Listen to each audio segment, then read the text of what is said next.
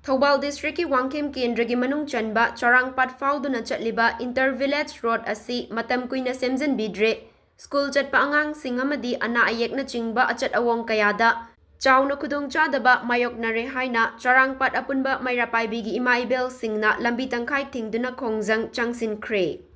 Mairapai gi thaumi Lambi kaubi amana fongdorakpada PMGSY gi makada lambi asi semjin nabagi-damak mamangda palamba laingaki matamda work order yauduna leirabani. Adubu tender tauramdabana ngasi fauba semjin bidana leire. Khunja singna lambi fattabagi awaba asi adumak mayoknaduna leire. Charangpat ki akoibada leiriba khunsing Bengi, Icham Khunau, Laurembam, Nongpok Sekmai, Lanmai Thetna chingba khun kaya asigi khunja singi yamna tangai fadaba lambi ama oibana. Ikai kumnazaraba Governor na athuba matamda tender tawbiduna lambi asi athubada semjin biyu haina Governor gi pukning chingsinlakhi. Charangpat ki oiba Mairapai bi apunba lupna